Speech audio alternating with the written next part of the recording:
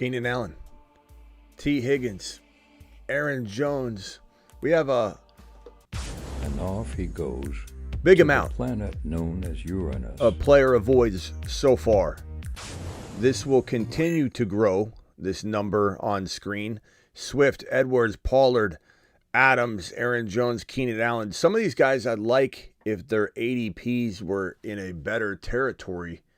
So everything is about cost of entry. Know that. But we'll be talking about these guys and more. The Fantasy Football Show. Graveyard stream. Live draft stream. Preparation stream for Circa. Know that I'm going to Circa Stadium Swim, Circa Hotel and Casino this Friday and Saturday. If anybody's in Vegas, hopefully a lot of you were scheduled to come. I hope you're all still coming. I'll be doing my 5 p.m. Vegas time, which is the 8 p.m. Eastern show, from a cabana at Stadium Swim. I'll see you all there. Okay, anyway, we'll talk about that in a little bit. Avoids, 2024 Avoids, live draft, graveyard stream. Let's roll. You're watching a Graveyard stream.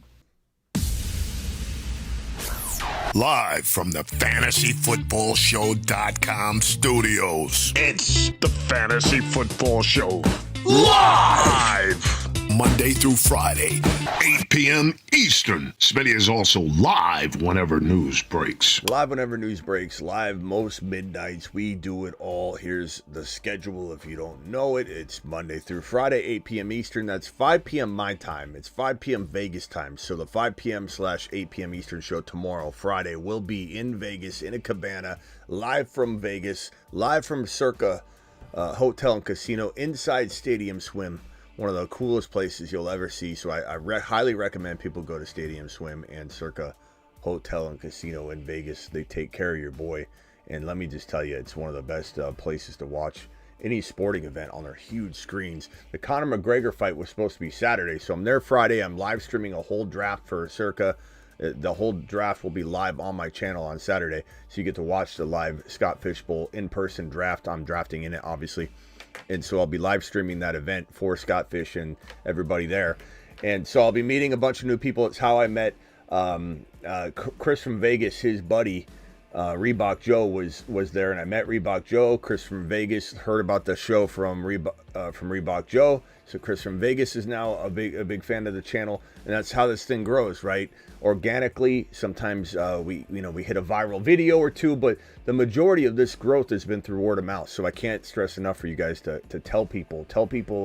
I know it's not a fun thing to do, to tell your friends about your secret weapon show or whatever the hell you want to call this, but it helps us grow. When we grow, I promise you get better content. So tell people that aren't in your league. Tell people that just love the NFL, because we do a news show. All right, let's get into some conversation around these avoids. I get that T. Higgins is a player a lot of people like. I get it. He's on a great offense, has a great quarterback, but you know he's been disgruntled. This team drafted Jermaine Burton, who is a big time sleeper candidate here on this channel, and he's growing, I think, in the industry. In terms of, people knowing who he is, at least, and people having him on their sleeper, deep stash radar. This is kind of like we're not calling him the next Tank Dell. I'm not doing that. I'm not calling him the next Puka Nacua. I'm not trying to make that comparison, but where Tank Dell and Puka were getting drafted, that's where Burton's getting drafted. So to assume that you can't find those kinds of players in that territory and that they look very different, week 2, week 3, week 4 than they did preseason to you, like Jermaine Burton could be the guy. He could be one of those guys. He definitely feels like he's got that I am the future wide receiver to this offense. And the reason they're not, the Bengals, signing T. Higgins to a long-term deal is because they have me.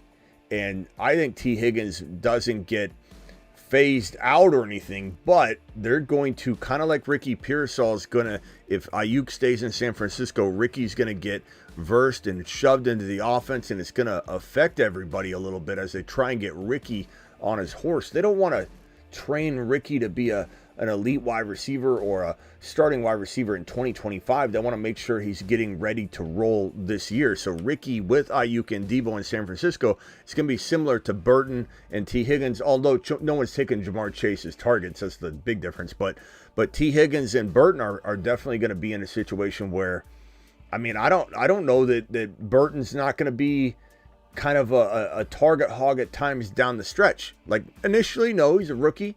He's going to take him some time, but Burton's a really, really strong candidate to, if T. Higgins, who's injury prone, gets banged up, all of a sudden Burton starts like kind of getting more work. And I don't know that they just take it away from him because he's their future. So it's kind of an opportunity. He's going to open the door for Burton for targets, and then you don't just take him back. It's not like he's unseating T, but T is in a vulnerable position because he's not in the future plans of the Bengals. So why are they going to base everything around him if Burton does produce? If Burton produces, they're going to keep going to him, and it's going to affect T. Higgins' production. Not to mention, as I just said, he's a big injury risk. Keenan Allen's in a crowded wide receiver room. He's changing teams. Changing teams for a wide receiver is always kind of a rocky road initially, and it's not always successful that first year. He's an older wide receiver. Ziggy, how old is Keenan Allen? Ziggy, how old is Keenan Allen? Sometimes you got to talk to him the right way. Keenan Allen is 32 years old and was born on April 27, 1992. So he just turned 32. This is an old dog. And Davante Adams turns 32 in December. So Keenan Allen and Davante Adams are both going to be 32 during the season. Keenan Allen just turned it. That's not a good age to be a wide receiver in the National Football League. Just ask Cooper Kupp, who's having a hard time earning in people's eyes a 3rd and 4th round ADP. Like Cooper Kupp, 30 years old. Ziggy, how old is Cooper Kupp? He turns 31. Cooper Kupp is 31 years old. Oh, he just turned 31. On June 15th, yeah, 1993. just turned 31. So 31 for Cooper Kupp. People are writing him off to a certain degree. 31 years old for Keenan Allen, and as we said, Keenan Allen's birthday was. I don't trust Ziggy. 32. He turns 33 in April. Okay, so Keenan Allen's 32. Adams turns 32 in December, and Cooper Kupp is 31. So Keenan Allen and Adams are ahead of Cooper Kupp in a year where people are really petrified of drafting Cooper Kupp in the 4th round and 3rd round, even though his ADP is climbing to some people. He's a very big risk. Why people expect Adams and Keenan Allen to be consistent it's beyond me. At the cost of entry. Like the reason I like Cooper Kupp, and you could say Keenan Allen's a discount too, but like he's also in a crowded wide receiver room. He's got 3 wide receivers. If Keenan Allen was in his old situation in LAC with no McConkey, no one else, like he would be a good target hog. Herbert's used to him. No like rapport needing to be built. He needs to build rapport. He's in a room where he's maybe the 3rd option. He's got a rookie quarterback throwing to him. So I don't care that he's a discount. Cooper Kupp, I like the Cooper Kupp's the 3rd or 4th round. More comfortable in the 4th round than the 3rd round. But the problem with a guy like Davante Adams is he's going as wide receiver. Actually, let's just go overall. On Underdog Fantasy, promo code Smitty, where we're going to be drafting in 1 second. Hit this link right now. I'll pin the link in the live chat. The link's also in the description of the video in case you didn't get in. Click this link right here, and I'll pin it. Again, link in the description of the video if you're watching a replay. Link has been pinned in the live chat. Link has just been dropped in the live chat. They'll match 50% on your first deposit. Underdog will. And so if you deposit the $10 minimum, they'll give you $5. If you do 100, they'll give you 50. If you do 500, they'll give you 250. All the way up to 250, we'll be drafting. But on Underdog Fantasy, Mike says Smitty was the only fantasy YouTuber talking up Gibbs last year. To the degree we talked him up, absolutely. This is the #1 channel. You could find Jahmyr Gibbs explosion content, my guy. Appreciate you, Mike, for the props there. But on Underdog Fantasy, promo code Smitty, Davante Adams is going at a pretty high, pretty alarming 19 overall. So Davante Adams is on the Planet Uranus list. And off he goes to the planet known as Uranus. Keenan Allen, total avoid. Even though he's a discount, he's not going where Adams is going. He's still in a 3-room wide receiver room, crowded, probably the third option. Adams is just not. Look, he's got O'Connell and Minshew. O'Connell's winning the job. Is O'Connell maybe the guy? Is O'Connell maybe somebody that can turn things around and become the player that some of us, and I even admit, like during the preseason, it was intriguing how he played, and then he didn't do anything, super well during the year. I just don't know that he's going to be feeding Adams the volume that Adams needs to produce at the age that Adams is at. And with the likelihood of him staying healthy, you can see a lot of red flags. And you know what I say about red flags? When there's multiple, like 2 or 3, you run. Pollard, he's got Spears there. Spears is already going to have command of the receiving work, so that limits the upside of Pollard. And Pollard also failed miserably in Dallas last year.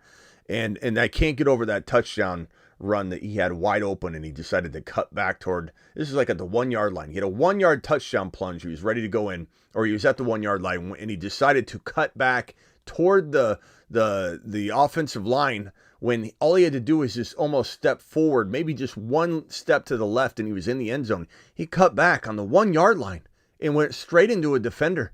It just made me question everything about him. Edwards, look, Gus Bus ain't doing nothing long term. Even if he does maybe have a good week 1. He has 2 touchdowns in week 1, and everyone goes, oh my God, Gus Bus is going to be amazing. We also saw James Robinson look really good the year ETN broke out and he was on the Moon Man list, and everybody said, oh, you were way too high in ETN. ETN exploded, okay? So, yeah, not worried. DeAndre Swift, this is a tough one because he's a Moon Man from last year, but I just think they ran the tread off this kid, made him become a running back between the gut, and I don't care if anybody thinks he's rested up and ready to go. This is also still a committee over in Chicago with a rookie quarterback and a guy that's got a huge injury history and just got ran into the ground last year. So Aaron Jones, Ziggy, how old is Aaron Jones? 87 years old? Aaron Judge is 32 years old and was born on April 26, 1992. Damn, Ziggy's worthless. He really is. He really is. Aaron Jones turns, let me just get his birthday. Aaron Jones was born on October 19th, 1994. Thanks, Ziggy. December 2nd, he turns 30 years old. So, 28, he couldn't stay healthy. What makes anybody think that at 29, turning 30, he's going to stay healthy when running backs usually do not last past, 28 years old if they're lucky? Those are some huge avoids for me. A lot of them could be because of cost of entry. Joe Mixon's another one that I'm a little bit hesitant to draft because of his ADP. You look at Joe Mixon; he hasn't made the list yet. I'm kind of looking at his ADP, monitoring it. The only thing I would say with Joe Mixon is that the drop off is clearly there. You can see it in his game, but he is going to a very potent situation with no one else there really to take away from him. So you wonder if volume will fix some of the negatives there, the lack of talent that he has left, he has a good amount of talent left, but you lose that step and it's like it's over unless you can creatively use a player like I believe Eckler's going to be used. And I don't think Eckler's lost his step all the way. I just think he's not made to be between the tackle running back anymore, or he'll break. So I have some hope for Eckler. I don't have, in Eckler's ADP so late, he can't be a bust. Like, he can't be an avoid because he's going literally in the free territory. So Eckler's all upside, no risk. Mixon's going at 63 overall, and in non-best ball, it's going to be a lot higher. Running back 15. I don't know that I like that when you see, and even though I think Kamara's risky, you can cuff Kamara to Kendre Miller. Aaron Jones is down there. I don't like that. Ramondre, I like Ramondre more than Mixon, to be honest. Not that I would draft him over him because the ADPs are nowhere near each other, but I would go wide receiver instead of Mixon. I would go tight end instead of Mixon. I'd go quarterback instead of Mixon, and then draft Stevenson later. Harrison, Brooks, same thing. Connor and Benson. So Mixon's probably going to be on this list at some point. Thank you again, Mikey. Appreciate you. These are the avoids right now. Guys, remember, I'm in Vegas this Friday and this Saturday at Circa Stadium Swim, Circa Hotel and Casino, Stadium Swim specifically. The 8 p.m. show, not the graveyard show. I'll do graveyard too. I'll be graveyard like in a cafe or do something graveyard somewhere. It probably won't be publicly, around people really. I mean, I might do it in like a cafe or whatever, but it won't be like they won't be setting me up for a live stream in the cabana because it'll be closed in the pool area. But I'll be in the pool area, Stadium Swim in a cabana on Friday at 5 p.m. Vegas time, 8 p.m. Eastern. The 8 p.m. show will be in Vegas. The Saturday live stream will be in Vegas. The 2 graveyard streams, Friday and Saturday, will be in Vegas. We won't be drafting because I don't have everything with me. So we probably won't be drafting. Hopefully we'll be taking phone calls, but it'll be absolutely extraordinary. Fun little event for you guys to watch on my channel, the live Scott Fishbowl draft. I believe I have the 4 pick. It's a super flex, I believe. I don't even know all the scoring. It's always a wild scoring. But I'll get versed on the scoring when I get there. Last year I definitely made it a round or two. I forget. Didn't make it to the finals, but I had a pretty damn good team. They just, I feel like I got hit with an injury or something. But super chat here by Justin coming in strong. Do you like backups on these guys, Pierce and Johnson? Roschon Johnson and Pierce. Do I like backups to these guys? Do I like backups? Do I like to back up? You mean take Pierce with Mixon and take Johnson for Swift, I think is what you're trying to say. No, I'm just avoiding them, bro. Like I just told you, like give me a quarterback, give me a tight end, give me a wide receiver instead. And then instead of taking Mixon, I'm just going to take Stevenson later, or Najee and Warren, or Jonathan Brooks, or Trey Benson and Connor, or like I said, Ramondre is perfect. Like those are just better picks, man. You don't have to take those players near Mixon, but it's a better, go Anthony Richardson. Because that's where Mixon's going. Go Anthony Richardson and take a running back later. Justin, appreciate your super chat. Avoid. Cuffs don't solve anything. I'll go to my cuff board. You'll see that I don't have Mixon even on here. It's not that Mixon isn't deserving of being on a list. It's that Mixon and his cuff are not worthy of even being talked about. Roschon Johnson's down here because it's not even worthy of being in the cuff board like rankings. You don't know which one. Does Herbert get traded? That could make Roschon more valuable. I liked Roschon a lot going into the season, but he couldn't stay healthy. Maybe he has that Kyron Williams second year, though, because Kyron couldn't stay healthy as a rookie, and then he comes in and takes the league by storm. You never know. Would I stand alone draft Roschon? Yeah. I guess that would be a better way to answer that question. I could see myself doing that, sure. Depends on the depth and where I'm at and all that. If it's a best ball draft, no, because you only get 5 running backs. You should only be drafting about 5, maybe 6 running backs, and that's not worth taking a guy you have no idea what you're getting. But in a bigger league, non-best ball, would I take Roschon? Yeah. Would I take Swift? I don't need to. I'd just take Roschon alone if I'm going that route. All right, let's get into a draft. Jump into the weekly winner draft. Go to the Underdog Fantasy. Here's the link one more time. Go to the weekly winners in the lobby. I'll tell you when to click on it. Pull up the weekly winners. Hit the green button right now. And I will wait about 7 seconds. And then I will hit it as well. And hopefully we should be in the same draft. If we aren't, don't fret. Don't get upset. Just draft right alongside of us. If you didn't get into the same draft, don't worry. Don't freak out. Don't get really mad and angry. We will all be drafting with the same mindset and having a good time. So don't freak out.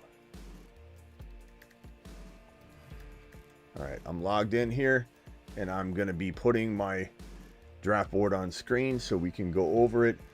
Draft will probably be beginning in about 20 seconds here. Let me go to my active drafts. Let me go over to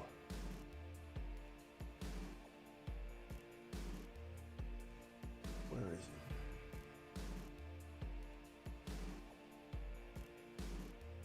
Draft starts in 17 seconds. Why is it not showing up? Weekly winners, 8-hour timer.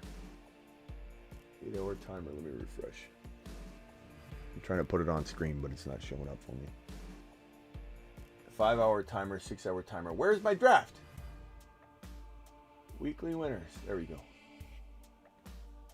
Sometimes I feel like the web version has a little bit of a struggle at times versus the app. The app feels pretty flawless lately, I'll be honest. All right, here we go. Harrison's in the 12. I recognize Peyton. I don't know if that's one of ours. Got a lot of names smashed together. Rockout's in the 3 spot. Phone lines are open. Dial in, dial in, dial in.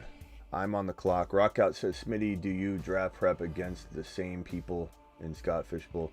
Do I draft against the same... Oh, draft against the same people. No. This is weekly winners. I mean, there'll be some of the same people, yes. So the answer to that is yes, but I mean, it's not like set. There will be a lot of the same people. I'm on the clock here. I got 12 seconds left. This is weekly winners. I'm going to go with my boy Bijan. I'm looking for big scoring. I want monster points out of this player. Bijan could be the #1 running back in the National Football League this year, and he certainly could have those 2 or 3 touchdown games. There's a reason we created this last year, and while the joke's on us that Bijan was misused, I truly believe we knew what was coming. It was just delayed, and we made this for a reason. Hi.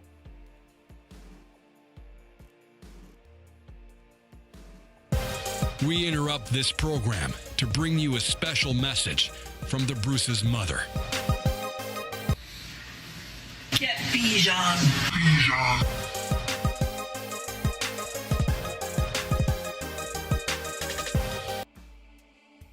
Hi, my name is Bijan Robinson.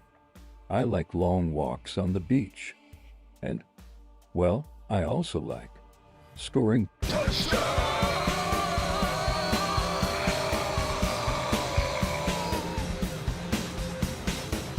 Doing it live, ladies and gentlemen. All right, after my Bijan pick, it went Amon-Ra, Justin Jefferson, Puka Nacua. Let me read the whole thing. Christian McCaffrey went 1, CeeDee Lamb went 2, Tyreek Hill went 3, Jamar Chase went 4. I took Bijan Robinson 5, Amon-Ra went 6, Justin Jefferson went 7, Puka Nacua went 8, Breece Hall went 9, A.J. Brown went 10, Jahmyr Gibbs went 11, and back-to-back picks right here. Harrison's got the 12 and 13. He takes Devon Achane and Saquon Barkley back-to-back. Weeklies is a little bit different than traditional best ball drafts because you're drafting a team that can literally win you $20K for first place as long as you outscore every single other team in the field. There's no divisions or playoffs or anything like that. It's literally you versus the field every week individually. No one week is tied to another. There's no playoffs. Week 17 has no relation to week 1. Week 15 doesn't matter comparatively to week 2. You could have your entire team suspended until week number 16. In the final week 17, all your players could come back from suspension. You could have the highest scoring week against the field and win $20K. Second place, $10K, etc., etc., etc. That is how it works. And of course, Kyron gets sniped right there. Right there. Almost drops to me. Damn.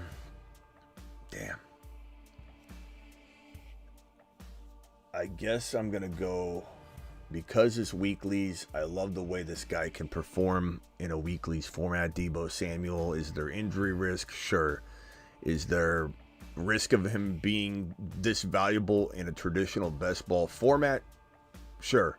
But can he be the top 5 wide receiver multiple times in a season? Absolutely.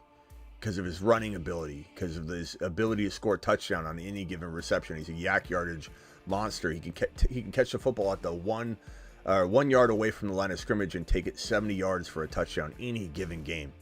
So Deebo's a pretty phenomenal weekly second round pick. He may be a riskier non-weeklies, regular best ball, risky second round pick, but in weeklies he's fantastic in the second round. I would have rather had Kyron. I won't lie, but that's okay. Sebastian, you're live. What's up? Yeah, I got a question. You know, you have your Jalen Hurts, Patrick Mahomes, and Lamar. Like, you know how their pass catchers are just going really early? I mean, Zay Flowers in round 3, Andrews in round 4 or 5. Mahomes and the receivers are all going in the 6th seed. Why are Josh Allen's receivers, like, so cheap for him being a quarterback? They don't know who's going to be the guy. Double R says, come on, Smitty. You could have waited on that one, brother. No, Double R. First of all, you act like this is some sort of, like, the way you're saying it, like a guarantee, number one. Number two, his ADP would not have allowed him to fall. So you're 1,000% wrong.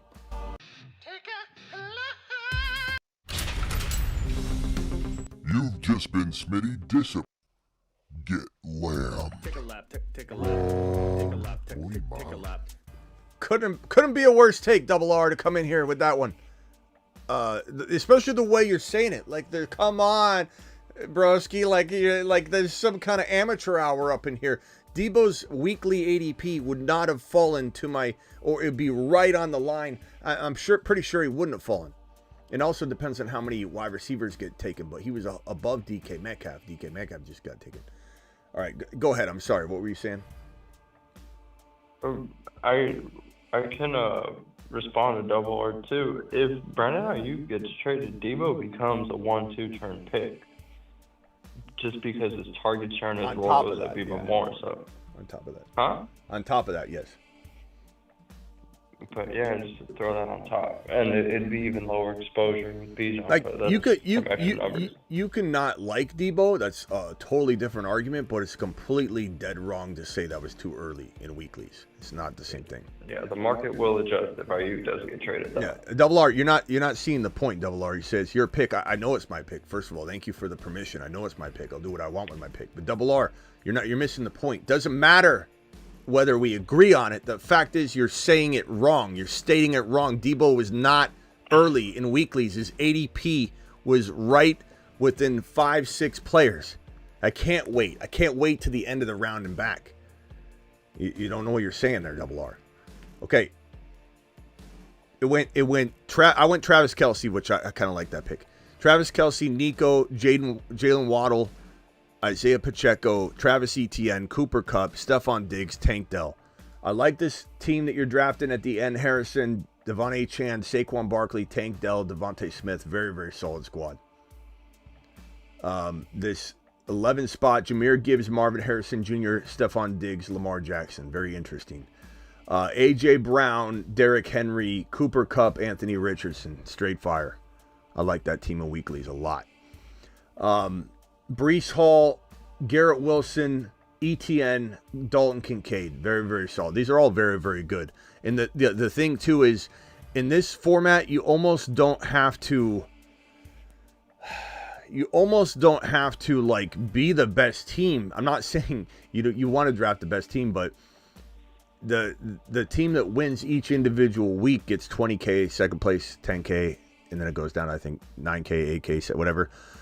Like you're going to have a lot of very, very good teams, and maybe one team looks way better than another team if you were to look at it from a long-term perspective in best ball, like going all the way to week 14, going through the playoffs, et cetera, et cetera. But it's different when you're trying to win one week. So majority of these teams all are going to have the capability of winning a week. The one thing you want to ask yourself is, like, do I have the best shot at winning multiple weeks versus other people? Man, I don't know if I'm going to try this. I don't really love the picks here. I'm going to try bully tight end here. I haven't done bully tight end this early in a weeklies before. Weeklies are weird too, because you don't know. You're not giving yourself the firepower maybe, but again, you can use one as a flex too, so it's not like it's my favorite tight end in weeklies has to be George Kittle. Not the 30-pound loss. No, thank you. I don't know if I'm going to like this strategy. I wanted to try it out. You don't always have to do bully tight end using high draft picks. One of them can be high, and you can use like a medium range pick to get your second tight end. So this is the highest I've tried it in a weeklies. We'll see if I like it. We'll see if it's a solid move. Again, you can use one as a flex, so it's not like but you're dominating the tight end scoring. Like I'm absolutely straight up dominating the tight end scoring here. But we'll see if it leaves a hole that I can't fill. Bully tight end isn't for everybody. It's fun to. Brian Thomas. Oh, I'm sorry. Go ahead. It's out of Brian Thomas, Christian Watson, Keon Coleman, and JSN. Who would you think has the highest ceiling? Brian Thomas, Keon Coleman, Christian Watson, and who? And JSN.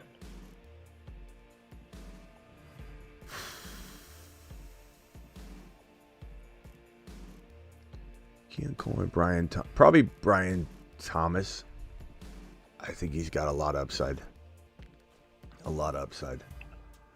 Justin, my broski joined the bully tight end squad. Yeah, I've done it a lot, Justin. It's just a matter of don't force it. You can't force it. You gotta do these things when you don't like what's on the board. And then the best player available by far was Trey McBride to me.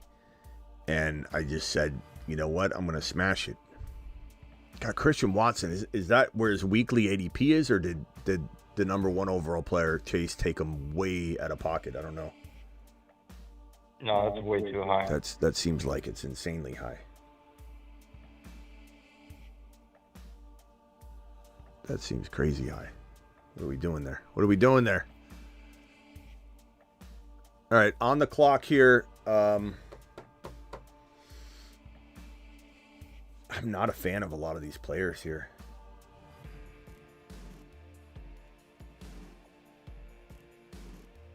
Check on the board. I'm gonna go Kyler. I'm gonna go Kyler. It's a little early. He's the top ranked quarterback. It's a little early ADP wise, but he's a top ranked quarterback available, so he could go at any second. You know, the ADP be damned if the guy's floating at the top spot in the positional ranking. Then like you don't know when he's gonna go. I took Kyler. I've got Kyler and McBride. Don't necessarily need to stack in weeklies as much, but it still can be helpful in the same sense that if the Cardinals blow up and have a huge game, you're likely to have less need to go your way because Kyler and McBride probably get insane production together. Saya says, damn, Smitty, you sniped McBride from me. I bet you didn't think I was taking McBride after I had Kelsey. I'm almost positive that was thrown off everybody. It threw me off too. Because I was running out of time and I just thought, you know what, I'm going to go bully tight in here. Christian Watson equals highest ceiling. He had 18. Is that you, Justin? Are you the one spot? It's still high. Like I think you could get him the next round. Like he is definitely going to fall. Kelsey is 35 this season. Yep, we know that. It's weeklies, bro. Weeklies doesn't matter. Kelsey could play like a top one tight end for 5 weeks and then get injured and be out for the year. And I have 5 shots to win 20K. I have 5 shots to get 10K, 5 shots to get 9K, 8K, 7K, and so on. So weeklies, it doesn't matter. Henry's more attractive in weeklies than he is in non-weeklies because if you get 10 weeks of it, you get 10 weeks of it. Sometimes you draft a bunch of old dogs, Kamara, Henry. Devontae Adams is more attractive in this format because if you get a month out of him before he drops off, that's fine. Cooper Kupp's more attractive in this format than he is in a non-weeklies format. Yeah, just make sure you guys don't reach too much. That Watson pick was insane. Like, you don't always feel like you have to get the guys from the show, the guys we talk up. You got to take what comes your way.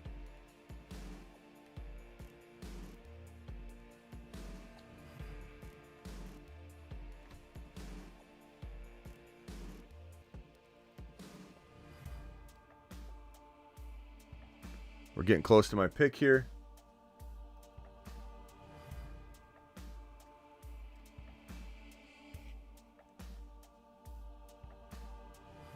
Rock out. Let me add Rock out to the call.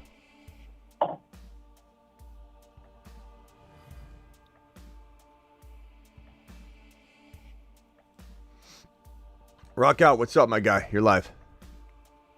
Doing all right. Kind of pissed. I clicked on the wrong player. Kept walking the fourth round. Oh, did you? I was wondering if that was early. I think I'm gonna go Ramondre here. He's got top 5 to 10 running back potential. I'm not saying you buy him at that value at all. I'm not saying you expect it. I'm not saying none of that. I'm just saying he's got the potential for it. So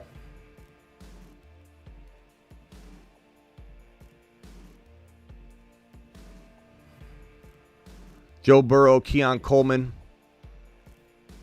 Let me see if I got any other super chats, guys. 1 second. Do you like backups? I got that question. Smitty, do you draft against the same? Okay. Highest ceiling, Christian Watson. Justin, are you the first spot? I'm not in the draft. I was responding to Travis. Oh, okay. I thought you were defending that Christian Watson pick, and I was like, you can't really defend it. Like, even if you like him, it's way too high. Way too high. Way too high.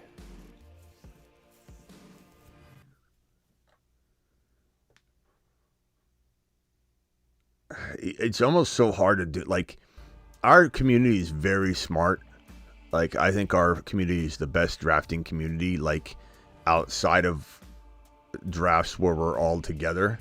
But sometimes we are absolutely the worst drafting community. I mean that in a good way. When we're together, because everyone is just reaching out of pocket left and right. You got to take the draft what it gives you. You got to be careful. I see too many people grabbing guys that are so far out of, just so they can be the one to go, I got him. You can't. You got to be careful. You got to be careful.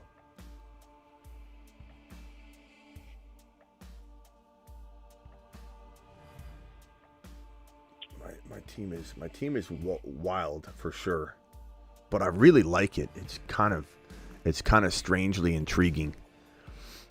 All right, so I'm on the clock here. Monty might have been my pick. I really like Monty in weeklies because he can score those 2 touchdown games. Totally different, totally different avenue. I know I need another wide receiver, but you're only... Dang it.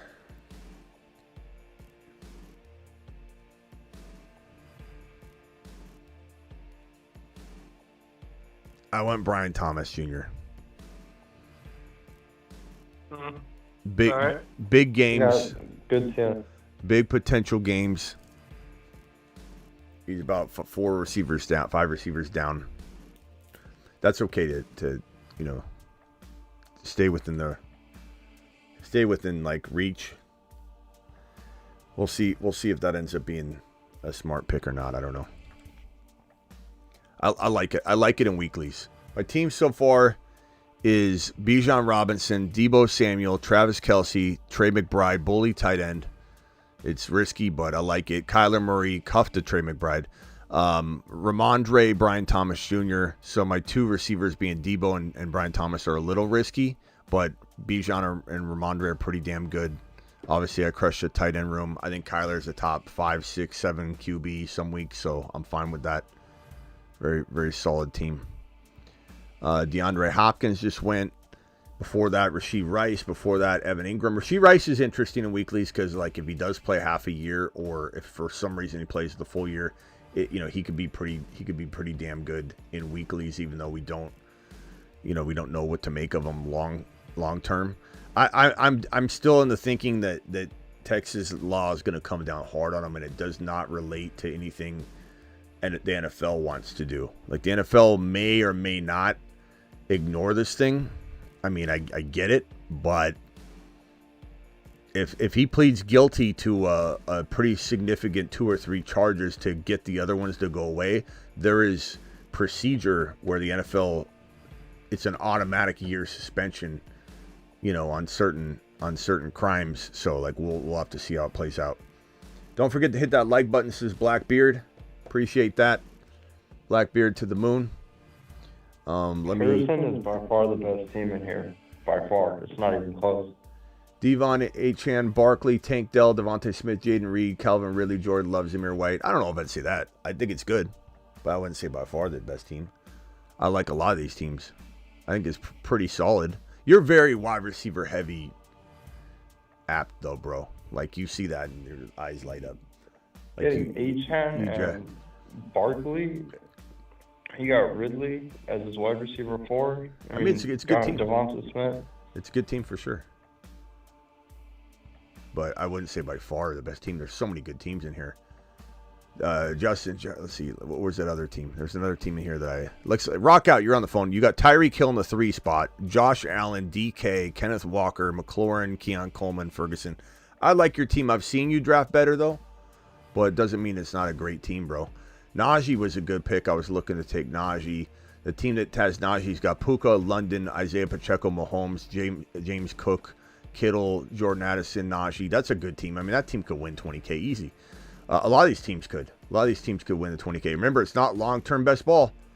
You know, it's not long-term best ball. So who in the hell knows what could happen? Okay.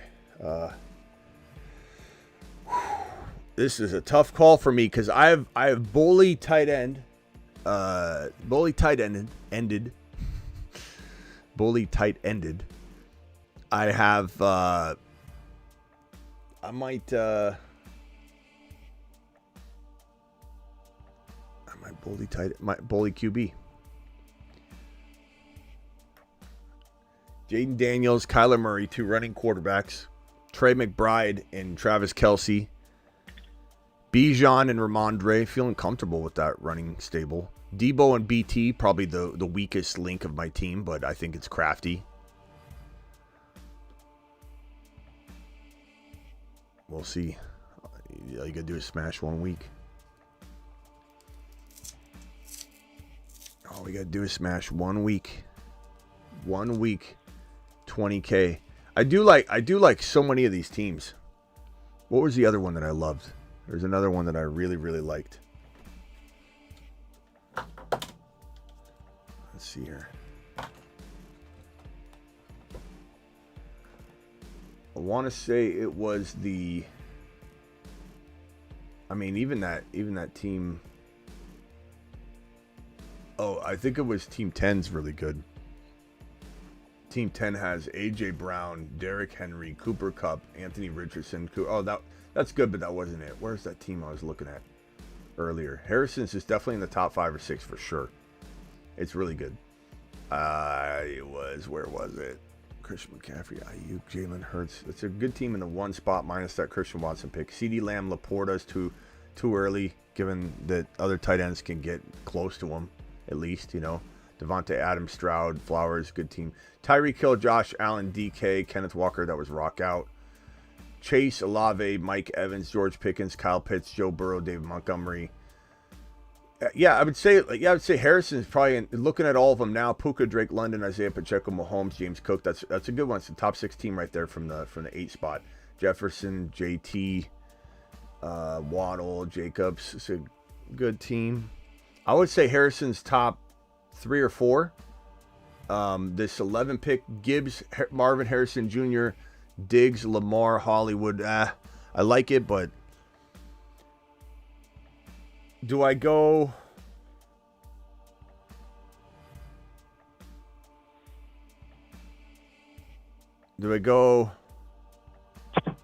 Damn.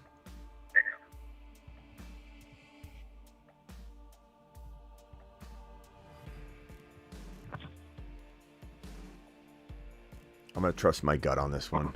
It's a little crazy, but to go running back here instead of a receiver, but I love receivers 10, 15 spots down more than I like a lot of the guys right here. Trey Benson, I think, gets into the lineup at some point. This is weekly winners, so it doesn't matter if it takes 5 weeks, 6 weeks. If he gets in there and he's a top 8 to 12 running back, like that's a freaking home run. I love Benson in weeklies. I love him in weeklies. I like Jonathan Brooks in weeklies. He could have a slow start. Doesn't matter. I love JSN in weeklies. I love, who are some of these other picks here? Zach Moss, Amir White. Weeklies is really, really interesting, and there's not a lot of strategy that people can really say is locked in for being the best approach because it's only run 1 year. Just Dax says, hey Smitty fam, soaking up your streams. Thank you, pal. Appreciate you. Thank you for your content. Let's freaking go. Bully him, sir. Thank you, Dak. Appreciate you. Justin says, I'm hot and cold on drafting Christian Watson. He might be going down there the early retirement road. It's possible, but I think they fixed the problem. We'll see. So it's not like they found out he has one leg 30% smaller than the other and they're not doing anything about it. Like they're fixing it, making it. And apparently everything's going good so far. He hasn't had any hamstring injuries or anything like that. So I don't know. Things look good, bro. Can you rank and order AR5, JD5, and Kyler Murray for Dynasty Superflex if you had to choose between these three? I would say JD5, AR5, Kyler in that order. AR5 goes ahead of JD5, so make sure you use that information to your advantage. But you're asking me to rank them. Like if I'm trying to predict who's better, I would say JD5. But JD5 is going second round in a Dynasty startup Superflex. He can fall there, but not very far into the second round. And sometimes he goes like at 11. AR5 is going to go in the top 5, 6, 7, and deservedly so. Like he could be a top 5 or 6 Dynasty quarterback, an absolute number 1, 2, 3 overall scoring quarterback in fantasy. No doubt about it. Don't even hesitate. If that's your guy, I'm not blaming you at all. But my predictive sense here is that JD5 will be the best quarterback of the trio, but that's me. Rock out. You got any other thoughts on the stream right now?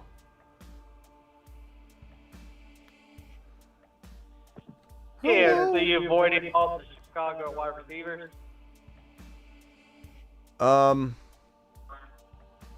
Even a Doomsday? No, I like a Doomsday. It just depends on the ADP. Right. I do like him a lot, though. I'm going to go AD Mitchell here. I've been consuming a lot of AD Mitchell. And to be honest with you, if I'm going to go risky wide receiver room with a strategy like this, and I'm risking the biscuit with my wide receiver room. No doubt about it. I understand what time it is. I get what the risk looks like. But again, this is weeklies. There's strategy that's untapped and unknown. We don't know. We're all still guessing as to what might be the kind of strategy that could have the best shot at you winning 1 week, but not really winning multiple weeks or being money winners in multiple weeks.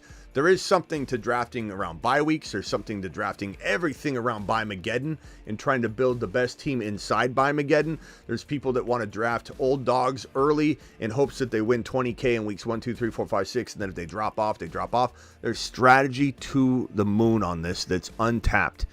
And I love rookies. I specifically love this rookie wide receiver class. I think most of us do. And if there is a year to bank on just compiling rookie wide receivers in what appears to be a weak wide receiver room to hit wide receiver production that no one else is going to expect you to hit, it's this year. So AD Mitchell, I love that pick. My wide receiver room, Brian Thomas Jr. and AD Mitchell. I think between one of them, I'm going to get a top 20 wide receiver. And that's going to be pretty remarkable in hindsight. I could be wrong, but I like the odds of it.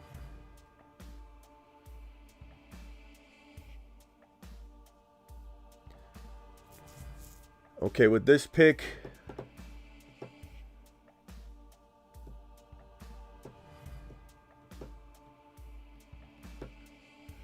this is tough. You guys like the idea of going Gabe Davis here since I've got Brian Thomas? Not too bad. Can have like at least 2 or 3 weeks. I just went Dotson. Gabe Davis can give you like a 1Z game. Yeah, I just went Dotson. I just went with the better player. Especially given my thinness at the position. I thought, you know what, Debo, at least Dotson gives me some stability. I'm surprised you went Dotson with all this Brandon Ayuk stuff going around right now. Bud says no way 20. No way top 20 one of those wide receivers. Cool story, Bud.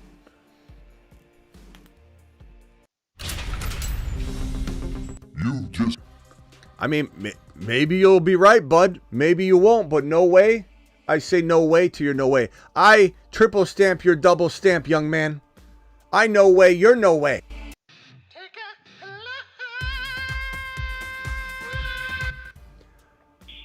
All of the grandpas are taking the old wide receivers when I'm drafting running backs, says Ray G.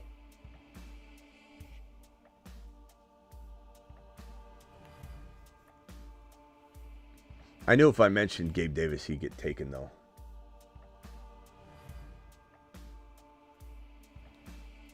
You'd be hedging wide receiver too, and Yeah. honestly, I think he was a better pick. I thought about it. Dawson can get demoted if Ayuk gets traded. I thought about it, but I'm fine with Dotson. And honestly, if that happens, I'll be so excited. I won't even. I'm hedging my my expectations.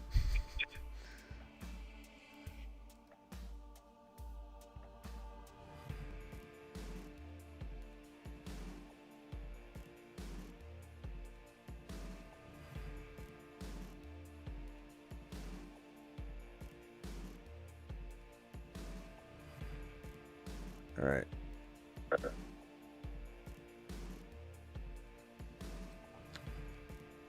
Rock out. How you liking your team? That's probably one of my worst third teams. Yeah, that happens, bro. It happens. I don't hate your team. Your team is in the 3 spot. Tyreek, Josh Allen, DK, Kenneth Walker. Yeah, Kenneth Walker was just extremely early. But I know you said you timed out on it. You must have queued him. And Yeah. all right, hold on. I gotta pick here.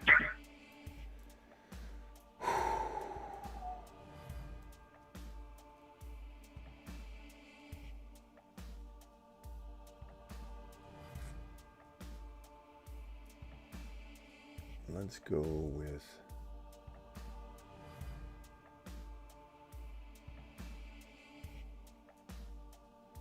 I'm going to go with Jalen Wright.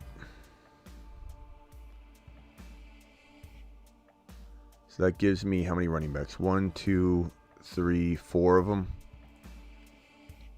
I think Jalen Wright, if Mostert goes down, could have those big spike weeks. I think he's pretty good in this format.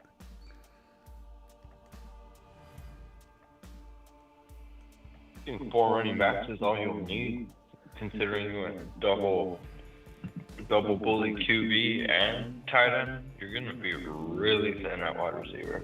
Yeah. Doesn't really change the makeup of the team too much, though. Like, I mean, I want to beef up my wide receivers, but I mean, it doesn't mean at the end of it all, I'm just gonna grab shots in the dark at wide receiver if they don't fit, though. Because I mean, it's not like I overloaded the tight end room with 4 tight ends. I mean, I have 2. But they were like high draft capital, though. Doesn't matter. That could have been a running back or a receiver.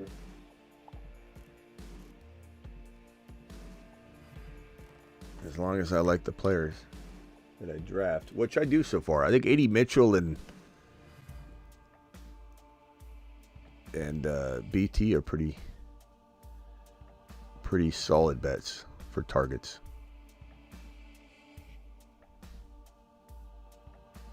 I think BT is going to be a lot more productive his rookie year than people expect. And I even wondered at first.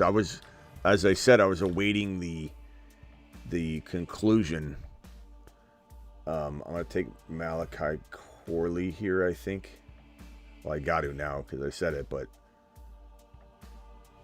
I think he's pretty damn solid. I think we're going to find out who Brian Thomas Junior is as an NFL player by like week 3, because the role he's in, like he's either gonna be a bust or not. Like he's forced targets. Yeah, I had to think about. I had to wait personally. I had to wait for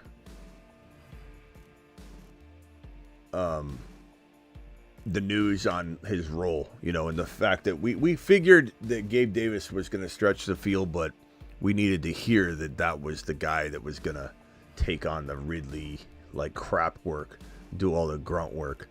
And the moment they announced that, yeah, you're going to have BT, kind of doing the Christian Kirk thing, but additionally all the successful Ridley routes, but Gabe Davis is going to be just stretching the field and getting these low percentage.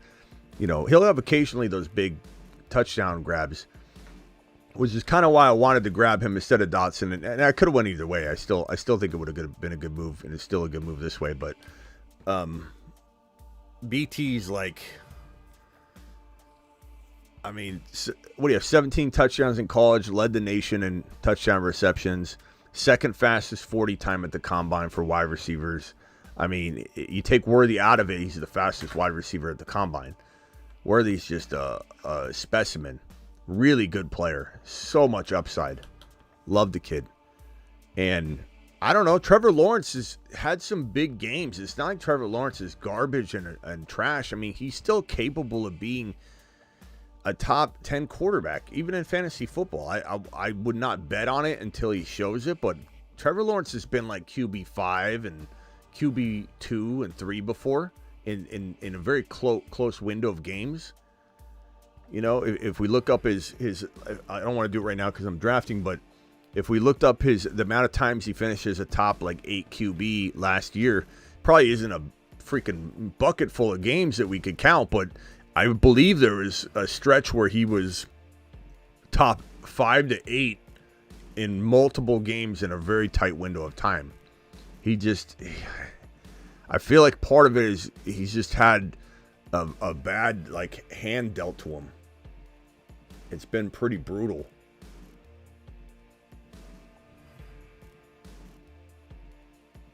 I feel like BTJ and McConkey, with their situations, we're gonna find out whether they're gonna be relevant or not, right away. I think McConkey qualifies for that too. Keon Coleman, I feel like they need to groom him a little bit. Josh Allen, he's gonna do his thing, and they got Shakir Samuel there. So I think Keon Coleman might take a little longer, but I think out of all the rookies, for sure, McConkey and BTJ, we're going to be the first ones to see whether they're the real deal or not. Yeah.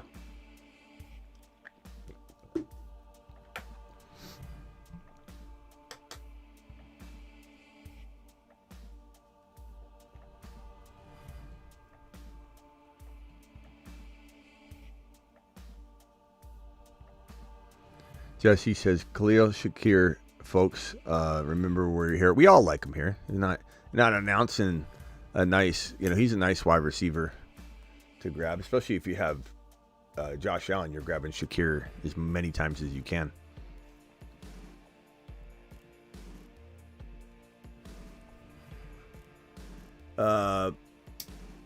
Rush says, $5 hauler. Interesting fact, only 3 players in the NFL have more catches than Evan Ingram in 2023. What do you think of Cortland Sutton? Smitty to the moon. Thank you, Rush. I'm not a big fan of Cortland Sutton. I just don't. I think, you look at, he had aside from touchdowns, which were all Russell Wilson's, those dime drops he can throw right in the breadbasket in the corner of the end zone and toss them up to him. You take away the touchdowns and he didn't produce, and it seems like, I don't know, it just seems like he's had opportunities and he just can't put it all together. And I'm not a big fan of Cortland Sutton. I don't think he's a good pick.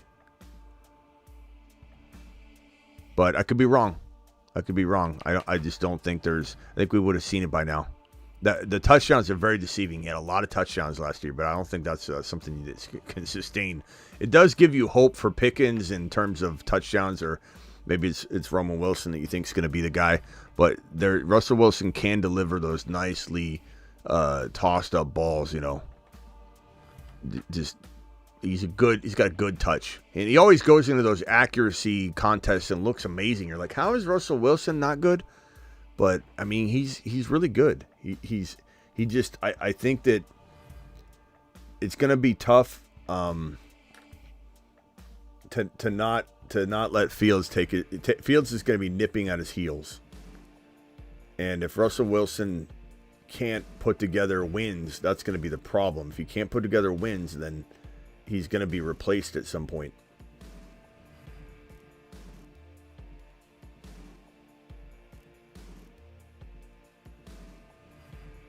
I'm just scooping up rookie wide receiver after rookie wide receiver. Again, my strategy this year when I put myself in a bind at wide receivers is just hit on as many of these, the specific ones I like. I'm not just taking any rookie.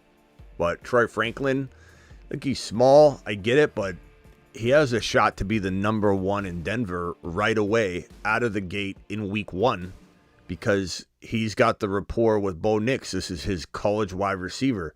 The rapport is already there. It's a nice shot in the dark in the 14th round. Malachi Corley is living in Aaron Rodgers' basement as we speak. Or he was supposed to. And so, Aaron Rodgers wants to take him under his wing. McMillan could be a top 3 wide receiver in this draft class if he was not in the situation he's in. Not that he's in the most horrible situation, but it isn't like where we'd want him to be. Imagine, I guess you asked the question, would you rather have Jalen McMillan or Jermaine Burton in Cincinnati?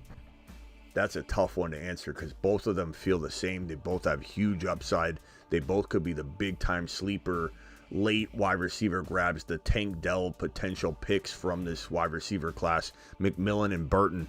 Which one would you want catching footballs from Joe Burrow? McMillan is that good. I think both of them are in this conversation, but curious. Drop your prediction in the chat. Both of them are absolutely phenomenal.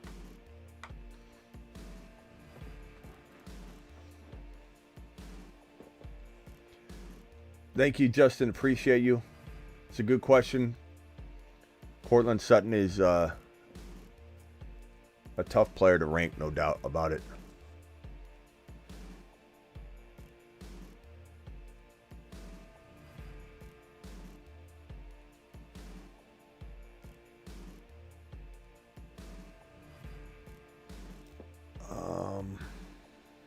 Got 1, 2, 3, 4, 5, 6, 7 wide receivers, 4 running backs, 2 quarterbacks.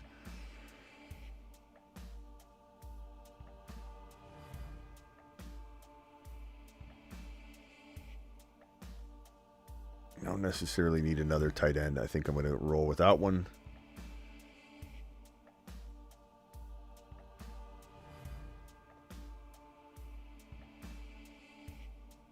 That allows me to get another RB if I want.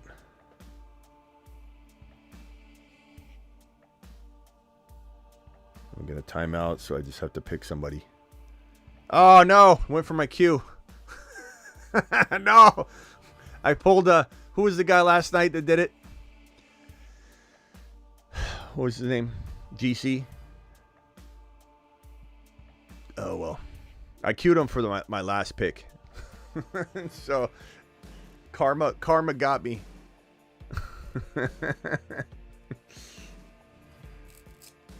Karma got me. That's right.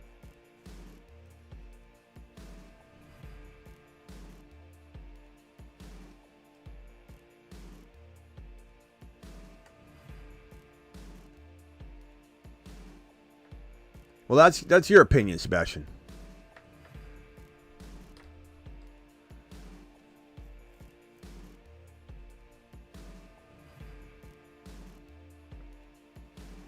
Sorry, Saya.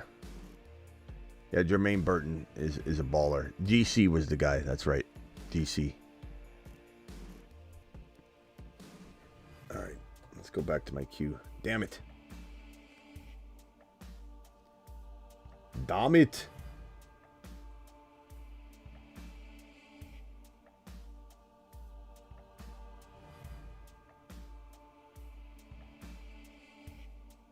I don't know wide receiver I want to grab here.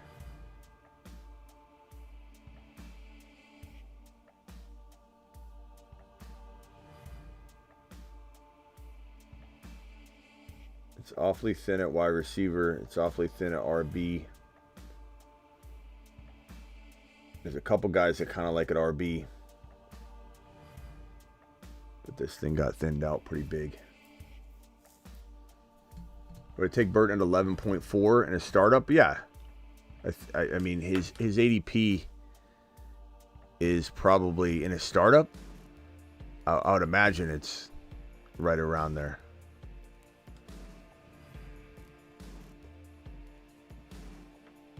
I'd have to look. I don't have it in front of me, but Burton's a solid pick. I mean, like I said earlier on the show, he's the likely candidate to be the number 2 there by the end of the year, or at least, you know, they're letting Higgins go, and then he's the man. I'm going to go estimate. I'm not a fan of drafting a running back from this Denver stable, but as I've mentioned before on the channel, like, at least he hasn't been passed over yet.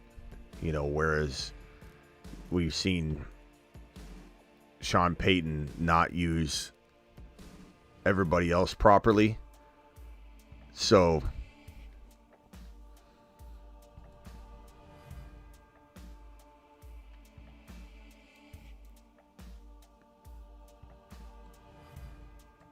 later, Double R.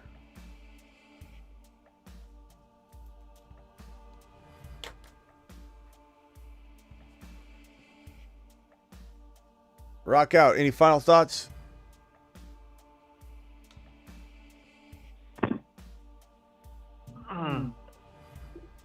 So what do you expect out of Bowers this year? I think Bowers is going to look pretty good. I think he's going to get enough targets. I think everyone's freaking out a little too much. I mean, there's reason to think he won't be as, you know, good as we want him to be, but he's certainly going to get tons of targets. And at the end of the day, you know, I think the talent's going to shine through for him, just because he'll be a safety net for whoever's back there throwing the football, whether it's Minshew, whether it's O'Connell. And while he won't be maybe quite the player we want him to be as a rookie, maybe he won't break records, he'll certainly have, especially in weeklies, he'll have his big game or two. But I think his breakout season probably is next year. But we'll see flashes of it. He certainly could be starting capable. You know, like, I wouldn't call him top 5 or 6 or anything, just because of the situation. But I mean, I think people are in Dynasty are overlooking him. Like, why is he falling in Dynasty startups now? It's crazy. It's madness. Yeah. I'm seeing like I'm seeing rookie drafts where people are like not excited about drafting him in a rookie draft anymore. Like, he was once considered 1.5, 1.6. Now people are just completely letting him fall to like the almost later part of round 1. It doesn't make any sense at all. That's wild. Thanks, Golf. Appreciate you. Thank you, D Money. Jesse says, get your Shakir jersey now. Okay. Go get your Shakir jersey, if they even sell them yet. Right. I'm going to go Malik Washington with my last pick. It's like my week 2. Malik.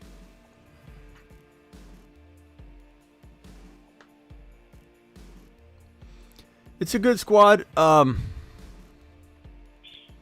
me look at these squads one more time. Thank you, Jesse, for the super chat. Appreciate you. The far right team: Harrison, Achan, Barkley, Tank Dell, Devontae Smith, Jaden Reed, Ridley, Jordan Love, Zamir White, Tony Pollard, Deontay Johnson, Shakir, Wicks. Good team. Very solid team. Definitely in the top, I would say 4 or 5 of this entire draft, if not higher. It is really, really solid. There's a couple like picks in every single other team that make it. Hold on one second. Let me switch this over.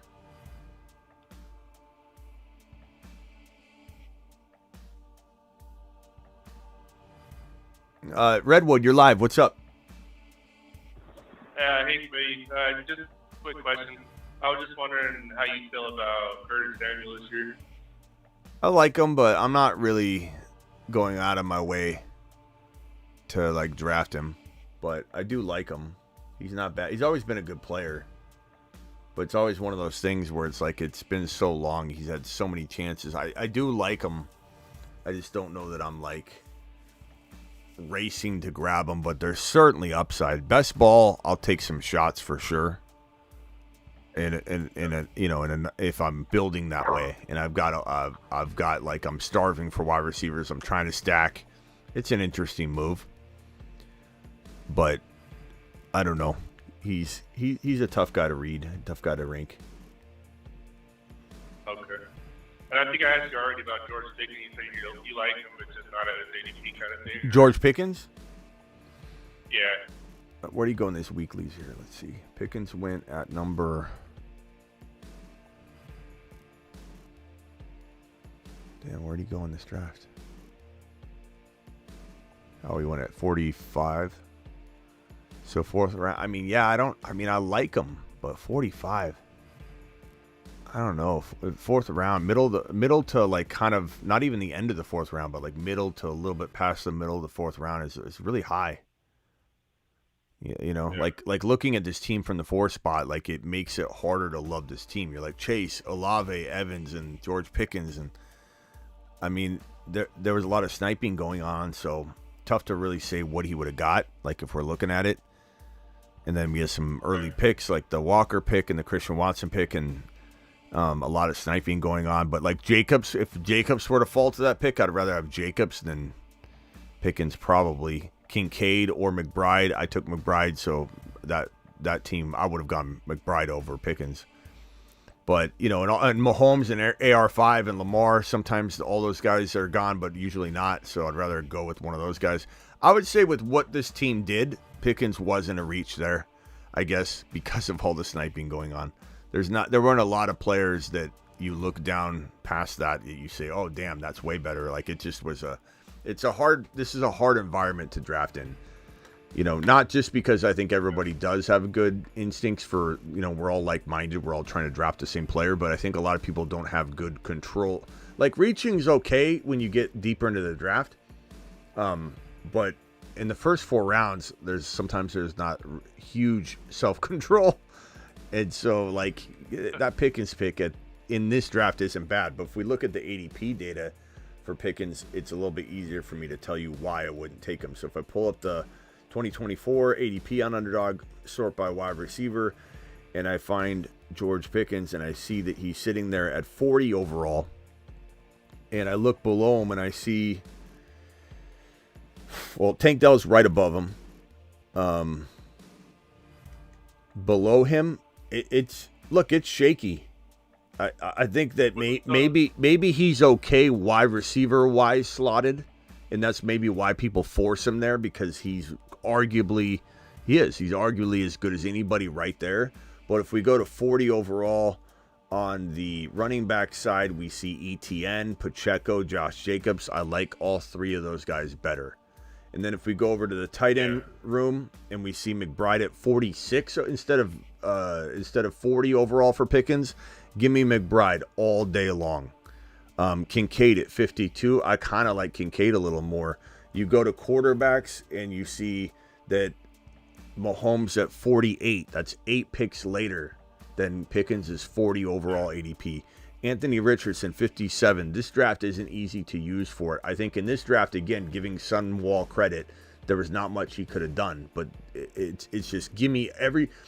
Pickens is very well slotted in the wide receiver column, but he's not slotted well overall. That's the way I would explain it. Yeah, no, I understand. Okay.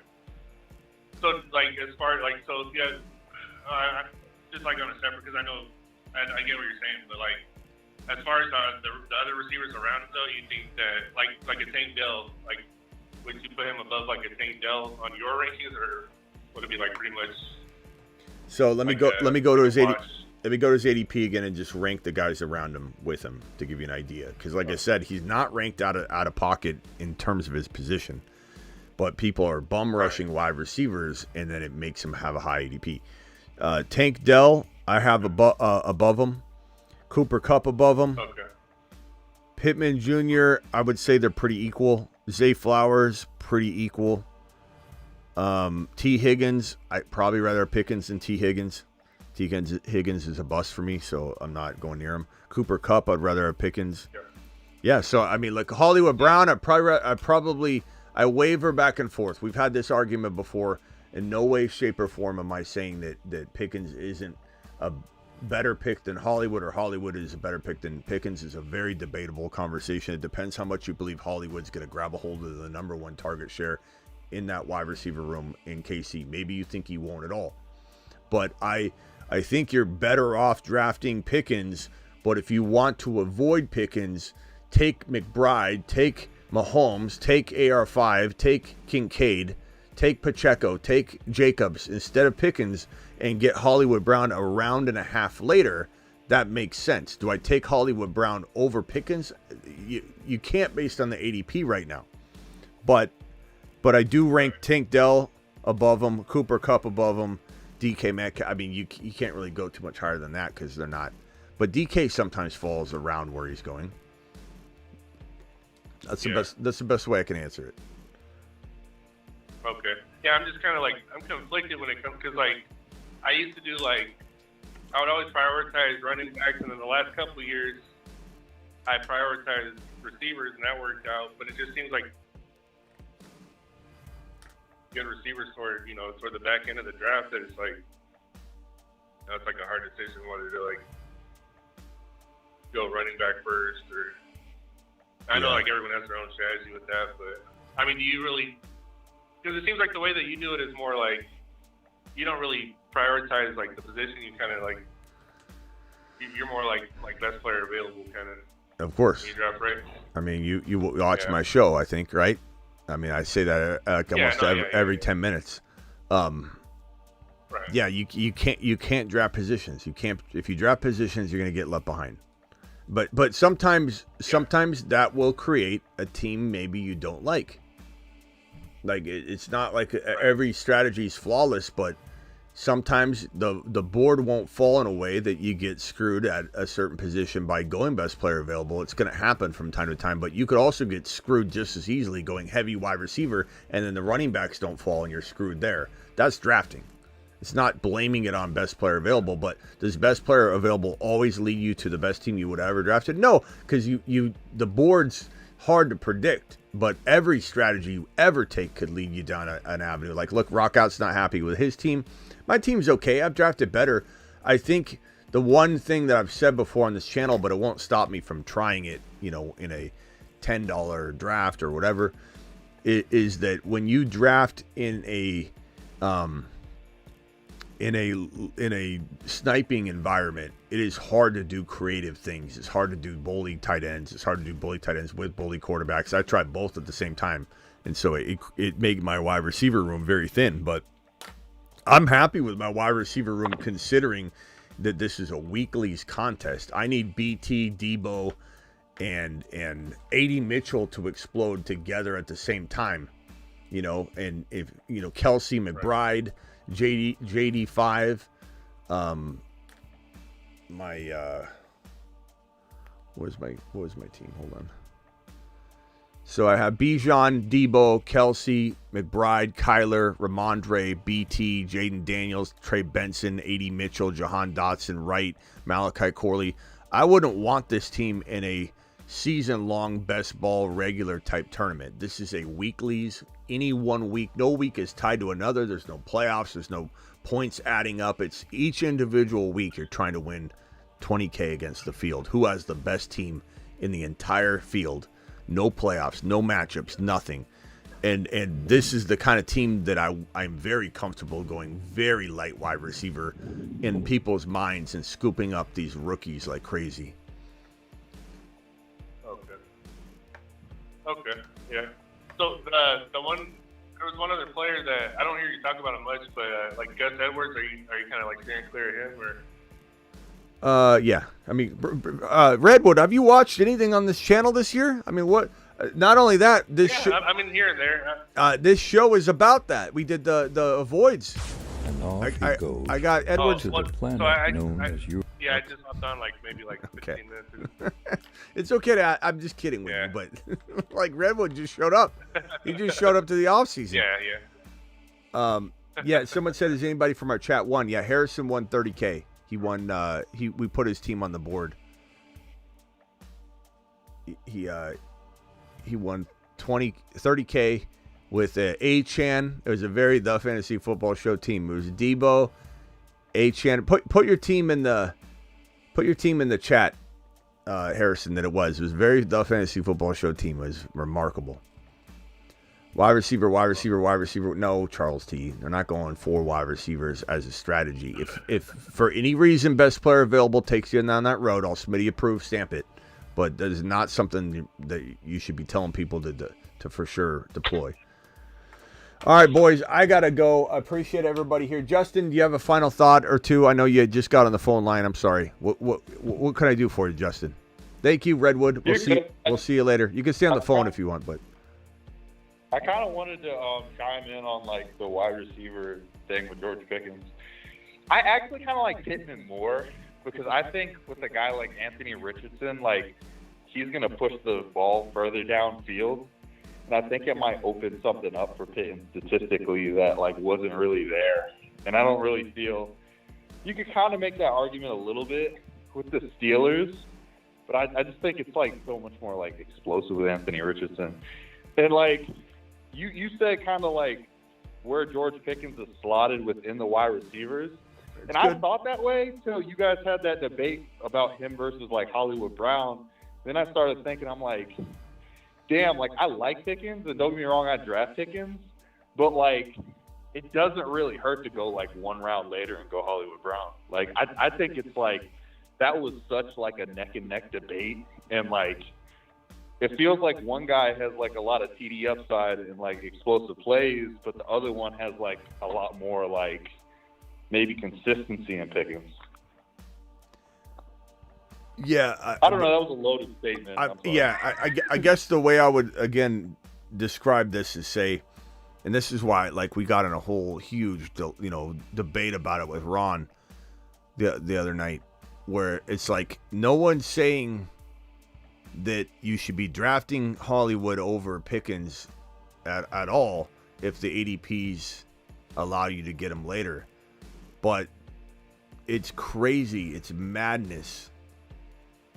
When you think that like you can't get Hollywood Brown to produce more than Pickens or Pickens to produce more than Hollywood Brown or any receiver by there, like it's a very close territory for players where you see somebody like Michael Pittman Jr., who I'm not as high on as other people, to suggest that Michael Pittman Jr. can't outscore Hollywood or Pickens is ludicrous. Like, of course he could. Higgins could outscore. Yeah.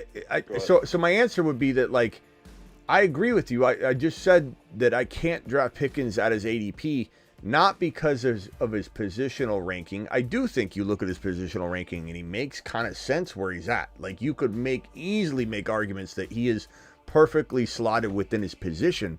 The problem is we're not in non-best ball. Best ball is consuming so many wide receivers within the first 4 rounds and 5 rounds, really 6 rounds, that you got MHJ being talked about as if he's getting drafted too early. He's not. He's getting drafted too early overall, but he's wide receiver 9. Like, MHJ at wide receiver 9 is a complete steal. MHJ at 11, because all wide receivers are going in best ball in round 1 practically, is a whole different like feel. So Pickens is good in his position, but as I said, give me so many players that, and this draft is not a good example. I just read off his ADP. Give me Mahomes, give me Anthony Richardson, give me McBride, give me Dalton Kincaid, give me Josh Jacobs, give me and you could say I don't like Josh Jacobs. That's fine. I mean, just use the players that you like. I'm not trying to force a player on somebody that you don't like or you're avoiding. But you get my point. Like Pacheco, all those guys feel stronger than Pickens. So it's really like Pickens is out of place in best ball, but maybe he's not out of place in non-best ball. I venture to say in an ESPN or Yahoo non-best ball draft, he's not going around 4. I think that he's going around 5. And that's okay. Yeah, and it just seems like there's such a steep drop-off at, like, every position but wide receiver. Because don't you feel like, okay, after, not so much tight end, I guess. I don't know. But, so this is the one thing, because you mentioned MHJ. This is the last thing I'll say, then I'll let you have a good night. So something with MHJ that I think people aren't getting is, like, the caliber of prospect this is, like, supposed to be. Like, this is, like, the number one guy of, like, 3 guys that would have all been, like, the number one guy in most of, like, the classes in the, like, top in the last 10 years. Like, they just think he's, like, the flavor of the month, like, number one guy this year, and, we'll get another MHJ next year. Maybe. But maybe, like, you know what I'm saying? Like, MHJ really could, and this is where it gets tricky because it gets into everyone's evaluation, and somebody's going to be like, he sucks, some guy eating potato chips, but, like, what if MHJ really just does the Justin Jefferson thing and gets you, like, 1,700 yards the first season? Well, like, I mean, that's what we expect him to do. That's the whole point. But, yeah, I mean, Jamar Chase had 81 receptions for 1455 and 13 touchdowns as a rookie in 17 games in 2021. And Marvin Harrison Jr. is more ready for the NFL and has just as good of a situation as Chase had coming into the NFL, more ready than Jamar Chase. So I think this is his floor. And that's why when I say at wide receiver 9, MHJ is not a overdrafted player. It's best ball is the problem. The narrative looks different. He's going wide receiver 9, but he's going inside the top 12 because only 3 running backs are getting drafted in the first round. So it's just, I think in your non-best ball drafts, you will be stealing MHJ away inside round 2 on the regular. And in best ball drafts, you got to take him at the turn or you won't get him. And that's just the way it is. In a lot of people home drafts, like their granny drafts, like, and this is going to sound crazy, but I'll tell you why I think you can get him in like round 3 or 4 and a lot of stuff. Because there is no. Listen to me, Smitty. Listen to me. Finish him. Like, because I bet you in a lot of those Call drafts, terminated. someone's gonna go neighbors first because that is a big fan thing. Like every draft, there's. I don't know what Granny. Look, even Grannies like the number one guy isn't the number one guy, Smitty. Like, there's a lot of those people. The Malik Neighbors is better, which he might be. But like, here's the thing. Here's the thing you're not thinking about. Here's the thing you're not thinking about, Justin. The ADP is still going to have Marvin Harrison Jr. in the mid-second round because of the mock draft data. Even though it's bad data, even though a lot of the mock draft tools are ghost towns, MHJ is still getting forced into the top 15 overall so many times in the mock drafts. The suggested rank is going to show Marvin Harrison Jr. too many times to the person. He's the top guy available, take him. He's the top guy available, take him. No one's taking him in the third. No way, bro. Not even a shot in hell you're getting him in the third. I haven't done redraft yet this year, so I don't know. No. I was just, all right. Nice try, though. All right, later, bro. All right, yeah. Final thoughts to Sebastian, Rockout, or Redwood. And when I say final thoughts, I mean like 10, 15 second take. Go. Third or fourth round. Loud McConkey is gonna bust, but if he doesn't, he'll prove himself by week 3. That's kind of some double talk right there. He's either gonna bust or he does not. He's either gonna bust or he's not. It will be early. That's a double talk. We'll find out right away. Yeah, maybe. I don't know though, because like, what if Harbaugh's not using him right away? There's as good a chance as that, you know. Where we're like, when's Loud McConkey going to get fed? I don't know. I don't know if we'll know anything by week 3, to be honest with you, in LAC, bro. I don't think we'll know. I don't even know if we'll know who's on the field. Because he might just take their names off of the back of the jerseys, and we're just going like, who's that? No numbers. Just you know, and Herbert's not even going to be playing quarterbacks. He's going to be playing linebacker or edge rusher, remember? Like, I don't think we'll know who's even getting the ball. Maybe that's why they drafted Gus Bus and signed Gus Bus and J.K. Dobbins. They're not even playing running back. Maybe they're playing cornerbacks. I don't know. I'm not sure we'll know anything by week 3, but it's a prediction, and I respect it. McConkey definitely feels like, look, he comes to the table with not very much resume. He has great footwork. He looks really solid on the field in shorts. You know, like drills, or he's a drill machine. He constantly impresses people, you know, whenever he's doing a drill or any sort of field work. But at the end of the day, it's like he didn't dominate, you know, college football. You know, and he comes into a situation where his head coach is like, no one person's above the team. I'm not saying it's not a fun mentality, I guess, if you're a Chargers fan. I don't know what's fun over there. All I know is that it's going to be boring. It's going to be boring, built from the trenches, whatever. They drafted an offensive lineman they can't even use yet. They got to move him over to the other side of the line because he's not even in the right position. Like, you can say whatever you want about Joe Alt. I like Joe Alt, but is Joe Alt going to be the best version of himself right out of the gate? I don't know. And even if he is, you bought the most expensive rims in the business in Joe Alt. The trenches, building great. And instead of getting rims and tires, okay, so your rims and tires look amazing. Got the best, paint job. It's a brand new body on the car. You look like $1 million, but your engine, your running back, your quarterback usage, it's all just it's a 2-cylinder. I don't understand why you wouldn't go out and get the best engine there was when this is the best free agent running back market some say we've probably ever seen in Barkley, Henry. You had Jacobs. You had ample opportunity to get a very cheap running back. Don't give me the dollars. It costs too much. I don't want to hear it because that's hogwash. Could have easily got one of those running backs. Didn't even try. And okay. I get you. Draft Braylon Allen. Draft it. Nope. Draft Jalen Wright at least. Nope. Draft Blake Corum. Your boy. Nope. Gus Bus and J.K. Dobbins, all ACL and Achilles tendon team. I don't know.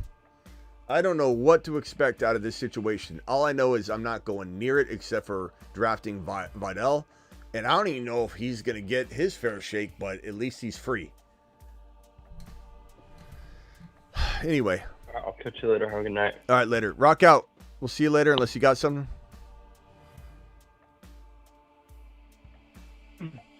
No, you're good. All right, later, Rock out. Appreciate you. Don't be so hard on your draft, bro. You have a good team. And I didn't love my team's okay. It's not my best team I've ever drafted. This happens, bro. It's part of strategy. It's part of trying different things out, and trying it out within our community is hard.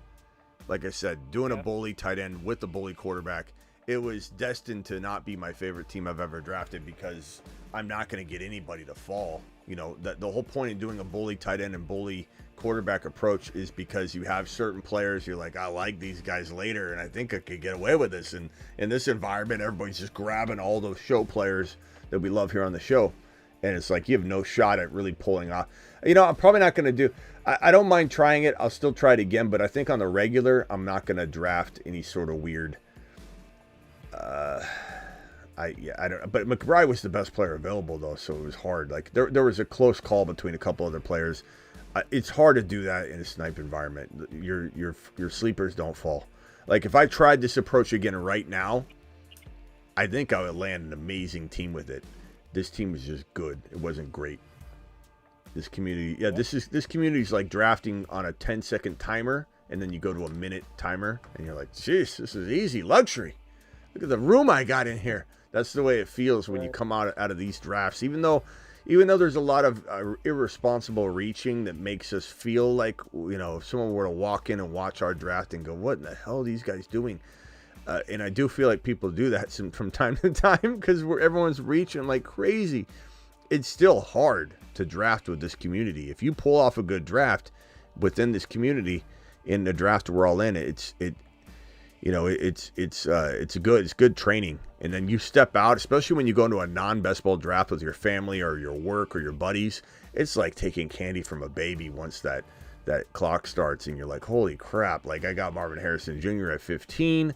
I got Achane at 3.2 or something like that, or I got Kyron at 4.1, 4.4. I got, JD5 at 112 as my second quarterback. I mean, like, that's what it feels like when you go draft with your buddies after a hardcore draft session in here. All right, we'll see you later. Appreciate your rock out. All right, see ya.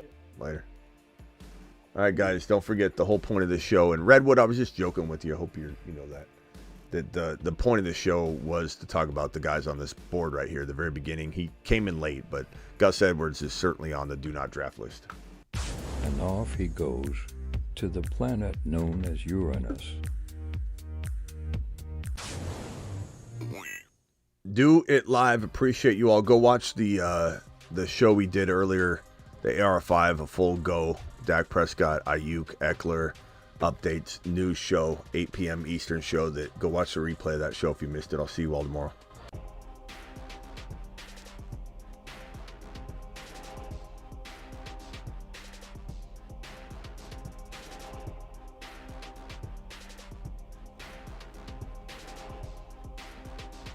Thank you to all my super chatters. You guys are absolutely rock. Justin Rush to the moon. Thank you, Justin. Rock out, Justin. Saya, Justin. Just Dax. Appreciate you. Just Dak. Justin again. Carter. Justin. Jesse. Rock out. Appreciate you all. Rock out to the moon. Thank you, Justin. Appreciate you. I'll see you all tomorrow.